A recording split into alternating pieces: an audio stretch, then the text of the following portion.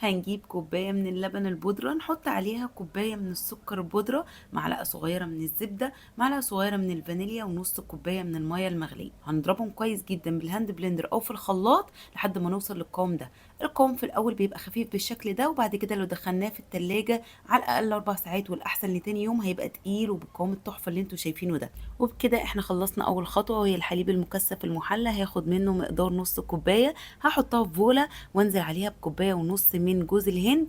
جوز الهند استخدمه الناعم او الوسط، بلاش تستخدموا الخشن. هتقلبوهم مع بعض كويس جدا، ولازم تستخدموا ايديكم علشان هتاخدوا قطعة كده وتضغطوها. لو اتكونت عندكم وبقت متماسكة بالشكل ده يبقى الخليط مظبوط معاكم. هناخد مقدار معلقة كبيرة ونبتدي ان احنا نضغطها الاول كده بايدينا ونكورها ونرصهم في طبق جنب بعض، وندخلهم في الفريزر على الاقل ربع ساعة لحد ما نجهز الشوكولاتة. عندي 100 جرام من الشوكولاتة، هنزل عليها بمعلقة كبيرة من الزيت، هسيحها على حمام مائي او في الميكروويف. وادي الكرات بتاعتنا جمدت وبقت متماسكه. هنزل بيها على الشوكولاته واغطيها كلها بالشوكولاته، وانزل اي شوكولاته زياده كده بالشوكه وارصهم على كيس بلاستيك او ورق زبده. وقبل ما الشوكولاته تجمد بزينهم من فوق كده بجوز الهند، واسيب الشوكولاته تجمد عليها. وبس كده، وبكل سهوله بقى جاهز عندنا احلى كرات شوكولاته باونتي في البيت.